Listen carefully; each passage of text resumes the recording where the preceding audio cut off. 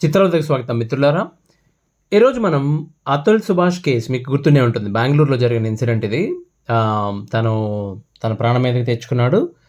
Falls 498 case. 498 కదలండి. ఆయన మీద చాలా కేసెస్ వేసేసారు. ఇట్లా ఫాల్స్ కేసెస్ ఫేస్ చేస్తూ ఇక నేను ఈ కేసెస్ హ్యాండిల్ చేయలేను అని చెప్పి ఒక 24 పేజీల లెటర్ రాసి తన ప్రాణం వదిలేసిన వ్యక్తికి సంబంధించిన కేసులో అండి బెయిల్ గ్రాంట్ చేయడం జరిగింది. వాళ్ళకి అక్యూజ్డ్ ఎవరైతే ఉన్నారో వాళ్ళకి బెయిల్ గ్రాంట్ చేయడం జరిగింది. ఆ డీటెయిల్స్ ఒకసారి మనం చూద్దామని చెప్పి. బెయిల్ ఎలా వచ్చింది, అంత ఈజీగా బెయిల్ ఎలా వచ్చేసింది వాళ్ళకి, ఆ పాయింట్ గురించి మనం మాట్లాడుకుందామండి. తెలియాలని అంతే. ఈ విషయం తెలుసుకోవడం చాలా ముఖ్యం. ఎందుకంటే చాలామంది చూస్తూ ఉంటాం కదండి. నేను కూడా అలాగే, నాకు కూడా భయం వేస్తుందండి, నేను కూడా అలాగే అయిపోవచ్చు. నువ్వు అలా అయిపోతే పట్టించుకునేవాడు ఎవడు ఉండడు బాసు. అబ్బాయినా అమ్మాయినా కానీ నేను ఏదో చేసుకుందామంటే మర్నాడే మర్చిపోతారు ఆ విషయం. అందరూ మర్చిపోతారు. మీ ఫ్యామిలీ మెంబర్సే మర్చిపోతారు. బయట వాళ్ళు ఎందుకు గుర్తుపెట్టుకుంటారు? చాలామంది చెప్పారు కదా, అతుల్ సుభాష్ కేసు వల్ల న్యాయ వ్యవస్థ మారిపోతుందా, చట్టం మార్చేస్తారో. I don't think so. అంత ఈజీగా ఏం మారిపోదు ఈ చట్టం కూడా. కొన్ని వందల వేల ప్రాణాలు పోయిన తర్వాత 498 పట్టుకొచ్చారు దాన్ని. ఓకే, మన వాళ్ళ ప్రాబ్లం అదే. చట్టాలు తీసుకొస్తారు, దాన్ని ఎగ్జిక్యూషన్ కరెక్ట్గా చేయరు. అది ప్రాబ్లమ్. ఎగ్జిక్యూటిబుల్ రైట్స్ ఎవరి చేతిలో పడితే వాళ్ళ చేతిలో పెడతారు. ఇప్పుడు ఇన్వెస్టిగేషన్ ఆఫీసర్ ఉన్నారు, వాళ్ళకి కొన్ని వాళ్ళ విజ్ఞతలో తో తీసుకునే నిర్ణయాలు కొన్ని వదిలేస్తారు వాళ్ళకి చాలా కంఫర్టబుల్గా. అంటే కేసును ఇన్వెస్టిగేట్ చేయవా, నీ దగ్గర ఆ రోజు కనబడిన ఆధారాలు బట్టి అరెస్ట్ చేస్తావో చేయవో అది నీ ఇష్టం. అది అది అది అది వాళ్ళు ఇష్టం చేస్తే వాళ్ళు ఇష్టం వచ్చినట్టు ప్రవర్తిస్తారు. సో మళ్ళీ మనం వెనక్కి వద్దాం. ఈ కేసు గురించి మనం మాట్లాడుకుందామంటే నేను సింపుల్గా చెప్తాను. ఆ అబ్బాయి ఇలా అవ్వటం, ఇలా చేసుకోవడం, ఇన్సిడెంట్ జరిగింది ఎప్పుడంటే డిసెంబర్ 9వ తారీఖున. అక్యూజ్డ్ అనేది ఎవరైతే అక్యూజ్డ్ ఉన్నారో వాళ్ళని ఎప్పుడు అరెస్ట్ చేశారంటే డిసెంబర్ 15వ తారీఖున. సో వాళ్ళు డిసెంబర్ 15వ తారీఖున అరెస్ట్ చేస్తే వాళ్ళు బెయిల్ పిటిషన్ వేశారు. ఎప్పుడు? డిసెంబర్ 19వ తారీఖున. అదే బెయిల్ పిటిషన్ వేసిన మరుక్షణం వాళ్ళు క్వాష్ పిటిషన్ కూడా మూవ్ చేశారు హైకోర్టులో. ఏమని? మా మీద ఇలా అక్రమంగా ఎఫ్ఐఆర్ వేశారు, ఈ ఎఫ్ఐఆర్ని క్వాష్ చేసేయండి అని చెప్పి క్వాష్ పిటిషన్ కూడా హైకోర్టులో మూవ్ చేశారు. హైకోర్టు ఏం చెప్పింది? ఆ క్వాష్ పిటిషన్ విచారించిన హైకోర్టు సెషన్స్ కోర్టుకి అంటే క్వాష్ చేయడం కుదరదు, ఎందుకంటే ఛార్జ్ షీట్ కూడా ఫైల్ కాలేదు కాబట్టి క్వాష్ చేయడం కుదరదు. కానీ సెషన్స్ కోర్టుకి ఒక ఆర్డర్ ఇచ్చింది, ఒక డైరెక్షన్ ఇచ్చింది. ఏంటని? ఆమె వేసిన ఆమె తరఫు వాళ్ళు వేసిన బెయిల్ పిటిషన్ తొందరగా విచారించి 4th జనవరి లోపు ఏదో ఒక నిర్ణయం చెప్పండి అని చెప్పి ఒక డైరెక్షన్ ఇచ్చింది. సో ఆ డైరెక్షన్ ఫాలో అవుతూ సెషన్స్ కోర్ట్ ఏం చేసింది? ఆ బెయిల్ కండిషన్స్ కొన్ని బెయిల్ కండిషన్స్ ఇస్తూ, బెయిల్ కండిషన్స్ పెడుతూ 4th జనవరిన బెయిల్ గ్రాంట్ చేసేసింది. అక్యూజ్డ్ ఎవరైతే ఉన్నారో వాళ్ళకి బెయిల్ గ్రాంట్ చేసింది అనమాట. ఎప్పుడు చెప్పినట్టే బెయిల్ గ్రాంట్ చేసినప్పుడు ఎప్పుడు చెప్పినట్టే ఈసారి కూడా కొన్ని కండిషన్స్ పెట్టారంటే, ఫర్ ఎగ్జాంపుల్ ఊరు వదిలి వెళ్ళకూడదు, ఛార్జ్ షీట్ కంప్లీట్ అయ్యే వరకు పాస్పోర్ట్ హ్యాండ్ ఓవర్ చేయాలి, ప్రతి శనివారం ఇన్వెస్టిగేషన్ ఆఫీసర్ ఉంటారు కదా, ఐఓ ఉంటారు కదా, వాళ్ళ ముందర హాజరవ్వాలి. సో మిగిలిన కామన్ అంటే ఈ కేసు గురించి బయట ఎక్కడ మాట్లాడకూడదు, మీడియాకి ఇంటర్వ్యూస్ ఇవ్వకూడదు, సాక్షులను ప్రభావితం చేయకూడదు, ఎక్సెట్రా. ఏదో పూచికత్తు తీసుకున్నారు, బెయిల్ ఇచ్చి పంపేశారు. అతుల్ సుభాష్ అనే వ్యక్తి ఫాల్స్ కేసెస్ నేను నా వల్ల కాదు, ఇక నేను వీటిని ఫేస్ చేయలేను అని చనిపోయి పెద్ద కర్మ కూడా అవ్వకుండానే వాళ్ళు బెయిల్ పిటిషన్ వేశారు. చనిపోయి నెల కూడా దాటకుండానే బెయిల్ వచ్చింది. సో కోర్టులో ఇచ్చిన డెసిషన్ ఇది. కోర్టులో వచ్చిన ఆర్డర్ని మనం క్వశ్చన్ చేయలేం, బయట మనం ప్రశ్నించే హక్కు లేదు మనకి. దాని మీద కావాలంటే నెక్స్ట్ కోర్టుకి వెళ్ళొచ్చు, దాన్ని లీగల్గానే క్వశ్చన్ చేయొచ్చు, కానీ ఇలా మనం మాట్లాడలేం. సరే, ఇది తప్పా రైటా? మనం తప్పా రైటా అంటాం కంటే కూడా ఓకే మాట్లాడుకుందాం డీటెయిల్గా. అంత ఈజీగా బెయిల్ ఎలా వచ్చింది, అసలు ఏ పాయింట్ని బేస్ చేసుకుని బెయిల్ ఇచ్చారని చెప్దాం. కొంచెం ఆశ్చర్యకరంగా ఉంటుంది. సుభాష్ మాత్రం కొంచెం సహనం వహించి కొంచెం పోరాటం చేయాల్సింది అనిపించింది. సుభాష్ అనే కాదు, ఏ వ్యక్తి అన్నా సరే కంగారు పడి డెసిషన్స్ తీసుకుని ఇలా రాంగ్ డెసిషన్స్ తీసుకునే వాళ్ళు అందరూ 1-10 సార్లు ఆలోచించుకోండి. సరే, ఇప్పుడు మళ్ళీ నార్మల్ ఇంక వీళ్ళంతా దాని పేరు ఏంటంటారు, వాళ్ళకి బెయిల్ వచ్చింది కదండి, బయటకు వచ్చారు వాళ్ళు. ఇక వాళ్ళకి నచ్చిన కూరలు వండుకుంటారు, నచ్చిన భోజనం చేస్తారు. ఆవిడ బహుశా జాబ్ పోయి ఉంటుందని నేను అనుకుంటున్నాను. కార్పొరేట్లో ఎంత నేషనల్ వైడ్ ఇలా బ్లేమ్ అయిన తర్వాత ప్రైవేట్ కంపెనీ వాళ్ళు నాకు తెలిసి ఆవిడ ఉంచాడు, తీసేసి ఉంటారు. సో నెక్స్ట్ జాబ్ కోసం ఆమె రెజ్యూమే ప్రిపేర్ చేసుకుంటూ మధ్యాహ్నం నుంచి కొంతసేపు కొనుక్కు తీసి ఈవినింగ్ స్నాక్స్, మళ్ళీ సాయంత్రం అయిన తర్వాత నెట్ఫ్లిక్స్లో మంచి మూవీ. నేను చెప్తుంది బెయిల్ మీద రిలీజ్ అయిన వాళ్ళ గురించి అండి. సో వాళ్ళ జీవితం ఇలా సాగిపోతూ ఉంటుంది. కానీ చనిపోయినాడు ఎవరైతే చనిపోయాడో కుర్రాడు కుటుంబం ప్రశాంతంగా ఉండగలరండి వాళ్ళు ఇప్పట్లో మర్చిపోలేరు. ఇప్పట్లో కదా, కొన్ని సంవత్సరాలైనా వాళ్ళు బహుశా వాళ్ళు చనిపోయే వరకు కూడా మర్చిపోలేరు. సరే, ఇంత ఈజీగా బెయిల్ ఎలా వచ్చింది? బాబు నేను మొన్న చెప్పాను, ఇవాళ చెప్తున్నాను, రేపు కూడా చెప్తా. ఏంటి? మన న్యాయ వ్యవస్థలో అన్నీ ఉన్నాయి. మన దగ్గరున్న ఇండియన్ లీగల్ సిస్టమ్‌లో అన్ని ఆప్షన్స్ ఉన్నాయి. మనకు దేన్ని ఎప్పుడు ఎలా వాడుకోవాలో తెలియాలి అంతే. ఇప్పటికీ నేను అదే మాట మీద ఉన్నాను. ఇప్పుడు చాలామంది అనుకుంటారు జడ్జి చేతిలో ఉంటుంది ఇచ్చే తీర్పు అని చెప్పి. నో, అది కొంతవరకే ఉంటుంది. వాళ్ళ చేతులు, ఎస్పెషల్లీ జడ్జి స్థానంలో ఉన్న వాళ్ళ చేతులు చట్టాలు, నియమాలు, నిబంధనలు, ప్రమాణాలు, సూత్రాలు, రకరకాల రెగ్యులేషన్స్‌తో గట్టిగా బంధించుంటాయి ఒక చట్టంలో. అవి దాటి వాళ్ళు ఏం చేయలేరండి. కానీ జడ్జిమెంట్‌ని డ్రైవ్ చేయగలిగే సత్తా ఎవరికుంటుందో తెలుసా? లాయర్‌కి ఉంటుంది. అది ప్రాసిక్యూషన్ అయినా, డిఫెన్స్ అయినా కానీ లాయర్ వాళ్ళు చేయగలుగుతారు దాన్ని. ఓకే. ఇక్కడ అదే జరిగింది. కరెక్ట్‌గా ఏం జరిగిందో అంటే ఇలాగే జరిగిందని కాదు కానీ ఈ కేసులో ఏం జరిగిందో మీకు అర్థమవుతుందని చెప్తున్నా.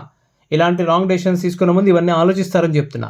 ఈ కేసులో ఏం జరిగిందో, డిఫెన్స్ లాయర్ ఎలా పోరాడాడో, ఏ పాయింట్స్ బేస్ చేసుకొని స్ట్రాటజికల్‌గా పోరాడాడో చెప్తా.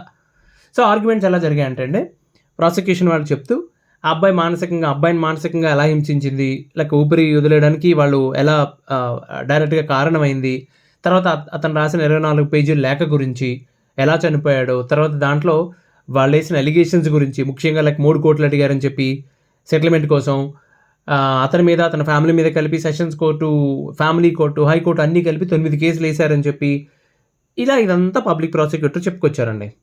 ఓకే. అయితే డిఫెన్స్ లాయర్ అంటే సో అమ్మాయి అంటే అక్యూజ్డ్ తరపు లాయర్ సీన్లోకి వచ్చి ఆయన 3 మేజర్ పాయింట్ల మీద ఫైట్ చేశారండి. పాయింట్ నెంబర్ 1, అమ్మాయి ఫైల్ చేసిన అన్నీ కూడా family and domestic cases, like maintenance case అయితేనేంటి, 498 అయితేనేంటి, డొమెస్టిక్ వైలెన్స్ కేసు, ఇలాంటివన్నీ కూడా దాని రిలేటెడ్ ఆర్ దాని కేసెస్. అంటే దాని అర్థం ఏంటంటే domestic related cases, family cases. అన్ని కేసెస్ కూడా ఇంకా ట్రయల్ స్టేజ్లోనే ఉన్నాయి, ట్రయల్ నడుస్తూ ఉంది, ఎందులోనూ ఇంకా జడ్జిమెంట్ రాలేదు. అంటే ప్రాసిక్యూషన్ వాళ్ళు చెప్పేది ఎలా ఉందంటే డొమెస్టిక్ కేసులు వేస్తే మానసికంగా హింసించినట్ట. ఇప్పుడు ఒక అమ్మాయిని తన భర్త బాధలు పెడితే పోలీస్ స్టేషన్కి వెళ్ళి కేసు వేయడం అనేది భర్తని మానసికంగా హింసించినట్ట. ప్రాసిక్యూషన్ వాళ్ళు చెప్తుంది ఇదేనా అనే పాయింట్లు లేపాడండి ఆయన. ఓకే. దాని అర్థం ఏంటి? 498 నేరం అని చెప్తున్నారా మీరు అని అడిగాడు ఆయన. Point number 1.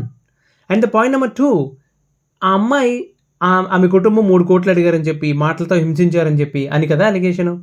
అవును, అది ఎలాగో కేసు అయింది. ఇప్పుడు ఎలాగో స్పెషల్గా కేసు చేశారు, దాని సెషన్స్ కేసు చేశారు. లైక్ దీంట్లో మీరు ట్రయల్ రన్ చేయండి, ఏ సెక్షన్స్ వేయాలో అన్నీ వేశారు. దీంట్లో మీరు ట్రయల్ రన్ చేయండి, వాళ్ళు దోషులని తెలిసి శిక్ష చేయండి. అతని క్లయింట్స్ అంటే అమ్మాయి కానీ, అమ్మాయి తల్లి కానీ, ఆమె సోదరుడు కానీ ఇన్వెస్టిగేషన్కి పూర్తిగా సహకరిస్తారు. ఇప్పటివరకు ఇది కేవలం ఆరోపణ మాత్రమే. ఆరోపణను బేస్ చేసుకుని బెయిల్ ఇవ్వడం అని చెప్పడం ఇది చాలా దారుణమైన విషయం. కాబట్టి బెయిల్ ఇవ్వాల్సిందే అని చెప్పి అతను పాయింట్ నెంబర్ 2 మాట్లాడాడు. అండ్ మోర్ ఓవర్ వీళ్ళందరూ కూడా కామన్ పీపుల్, వాళ్ళేమి సోషల్గా కానీ లేకపోతే పొలిటికల్గా కానీ హైలీ ఇన్ఫ్లుయెన్స్డ్ కాదు, సాక్షులను ప్రభావితం చేసేటంత సీను లేదు వాళ్ళకి అన్న పాయింట్ పట్టుకొచ్చాడు ఆయన. నిజమా కదా తర్వాత విషయం, ఫస్ట్ ఆ పాయింట్ పట్టుకొచ్చాడు. పాయింట్ నెంబర్ 3, అందులో ఎవరైతే అక్యూజ్ నెంబర్ 1 ఉన్నారో, ఆ సుభాష్ భార్య ఎవరైతే ఉన్నారో ఆమె ఒక మైనర్కి తల్లి. ఈవిడ జైల్లో ఉండిపోవడం వల్ల మైనర్ పరిస్థితి కొంచెం ఇబ్బందికరంగా ఉంది బయట. అలాగే ఆమె తల్లి ఎవరైతే ఉన్నారో, ఈ స్త్రీ యొక్క తల్లి, సుభాష్ గారి అత్తగారు ఎవరైతే ఉన్నారో, ఆవిడ ఒక స్త్రీ, అది కూడా 55 ఏళ్ల వయసు ఉంది, ఆమెకి అనారోగ్య సమస్యలు ఉన్నాయి. ఇది 3వ పాయింట్. క్లోజింగ్ ఆర్గ్యుమెంట్స్ అంటే అన్ని పాయింట్స్ అయిన తర్వాత మొత్తం సేకరించి లాస్ట్లో మన సినిమాలో పెద్ద పెద్ద స్పీచెస్ ఇస్తారు. Emotional speeches doesn't work out, but point ఉన్నప్పుడు, లాజికల్ పాయింట్ ఉన్నప్పుడు, సెక్షన్కి మ్యాచ్ అవుతున్నప్పుడు, కోర్టు సెక్షన్కి కరెక్ట్గా వర్కౌట్ అవుతాయి. ఆయన తిప్పి డిఫెన్స్ లాయర్ మొత్తం మెలికి పెట్టి న్యాయ వ్యవస్థకే టెండర్ పెట్టాడు. అంటే ఏమడుగుతున్నాడు? ఏమంటే కేసెస్ ఫైల్ చేస్తే నేరమా, మానసికంగా హింసించినట్ట, ఆ వ్యక్తి చనిపోవడానికి కారణమైనట్ట, అంటే మీరు ఏం చెప్తున్నారు? అమ్మాయిలు బాధలు పడుతూ ఉండండి, కేసులు ఫైల్ చేద్దని ఇండైరెక్ట్గా చెప్తున్నారా అని ప్రాసిక్యూషన్ వారిని క్వశ్చన్ వేశాడు. వాళ్ళు ఏం సమాధానం చెప్తారండి? ఏం చెప్పలేరు కదా. సో ఇది ఇలా జరిగిందండి. జరిగిన తర్వాత ఇప్పుడు దీంట్లో తప్పు ఎవరిదని చెప్దాం మనం? బెయిల్ ఇచ్చేశారు, బెయిల్ ఇచ్చేస్తే దీంట్లో తప్పు ఎవరిదని చెప్దాం మనం? డిఫెన్స్ లాయర్ గారిదా, లేకపోతే జడ్జి గారిదా, బెయిల్ ఇచ్చిన జడ్జి గారిదా, లేకపోతే కేసు అసలు బెయిల్ పిటిషన్ వేసిన అమ్మాయిదా, క్వాష్ పిటిషన్ వేసిన అమ్మాయిదా? ఎవరిది తప్పు? ఎందుకు తప్పు అవుద్దండి? ఇప్పుడు ఆ అమ్మాయి సంగతి వదిలేవయ్యా, నీ మీద పడింది, నా మీద పడింది, ఎవరి మీదో పడింది అలిగేషన్ అనుకో, వాళ్ళ మీద బయటపడడానికి పోరాడతారు కదా, వేసుకుంటారు, 100 పిటిషన్లు వేసుకుంటారు. అది వాళ్ళ పని, వాళ్ళని ఎవరిని వాడు రక్షించుకోవడం అనేది వాళ్ళ పని. ఆమె తప్పవదు, ఈ బెయిల్ విషయంలో ఆమె తప్పవదు ఖచ్చితంగా. అలిగేషన్ వచ్చింది, బయటపడతాను ఇప్పుడు, అంతే కదా, స్ట్రాటజికల్గా అదే స్టేట్మెంట్ ఇస్తారు. పోనీ డిఫెన్స్ లాయర్ ఆయన తప్పు అవుతుందా, ఫీజు తీసుకున్నాడు, ఆయన డ్యూటీ ఆయన చేస్తాడు, ఆయన తప్పు ఎందుకు అవుతుంది? మరి జడ్జి స్థానంలో ఉన్న వాళ్ళది వాళ్ళ చేతిలో ఏముంటుంది? ముందే చెప్పాను కదా, ఆర్గ్యుమెంట్స్లో సత్తాన్ని బట్టి చట్టం ఏం చెబుతుందో బేరీజ్ వేసుకుని ఆ రూల్స్ ఫాలో అవ్వాలి తప్ప వారు ప్రత్యేకంగా చేసేదంటూ ఏమీ లేదండి. అక్కడ అన్ని ఫాల్స్ కేసెస్ అంటే ఇంకా కేసు ప్రూవ్ అవ్వలేదు కదా అని అంటున్నారు వాళ్ళు. మరి తప్ప ఎవరిది ఇందులో? ఎవరిది తప్పు? దారుణమైన విషయం ఏంటంటే, ఒక పక్కన వాళ్ళే చెప్తున్నారు 9 పెండింగ్ కేసెస్ ఉన్నాయని చెప్పి. ఇప్పుడు వీళ్ళు వేసిన కేసు 10వ కేసు. ఈ 10 కేసెస్ రేపటి నుంచి ఎవరు పోరాడతారు? అతుల్ సుభాష్ ఎవరైతే లేడో ఇప్పుడు వ్యక్తి మన మధ్యన, అతని తల్లిదండ్రులు కానీ, తోబుట్టువులు కానీ పోరాడాలి. నిజంగా పోరాడతారని అనుకుంటున్నారా? అంత టైం ఉంటుందండి ఇవాళ రేపట్లో? ఎవడి మీద ఆడేసిన కేసులే పోరాడలేకపోతున్నారు. ఇప్పుడు అంత టైం ఉంటుందండి రోజు వచ్చి? ఓకే. సో, మనం అనుకున్నట్టు అందరూ విషయం మర్చిపోయారు. డిసెంబర్ 9వ తారీఖు జరిగింది, ఇప్పుడు జనవరి 9 కూడా దాటేస్తుంది, మనకి దాటేసింది ఆల్రెడీ, రైట్? మర్చిపోయారు. అసలే సంక్రాంతి సీజను. ఈ వీడియో చూసేవాళ్ళలో కూడా ఇప్పుడు ఇది మనం మాట్లాడుకుంటుంది వినేవాళ్ళలో కూడా చాలామంది చేతిలో బౌల్ పట్టుకొని దాంట్లో ఓ నెయ్యి వేసిన, బాగా నెయ్యి దట్టించిన మినపసున్నుండో, లేకపోతే నువ్వుల అరిసెలో బెల్లం వచ్చో తింటూ చూస్తూ ఉండొచ్చు. అది సహజం, అది నైజం, అది తప్పెలా అవుతుంది? అరే, ఫ్యామిలీ మెంబర్కి ఏదన్నా అయితేనే వారం రోజుల తర్వాత ఎవడో పట్టించుకోడు, బయట వాళ్ళు ఎందుకు పట్టించుకుంటారు? ఈ మొత్తం కథలో నేర్చుకున్న నీతి ఏంటి? ఎట్టి పరిస్థితుల్లోనూ నీ ప్రాణం మీదకి తెచ్చుకోకు, నీ చేతులారా నువ్వు చేసుకోకు. నీ వల్ల ఒకవేళ ఇవన్నీ కాకపోతే అన్నీ వదిలేసాయి. వదలటం కూడా నాకు చేత కావట్లేదంటే అక్కడి నుంచి పారిపో, అంతేగాని నీ ప్రాణం తీసుకునే హక్కు నీకు లేదు. అర్థమైంది కదా? మళ్ళీ కలుద్దాం మిత్రమా. అంతవరకు సెలవు. ధన్యవాదాలు.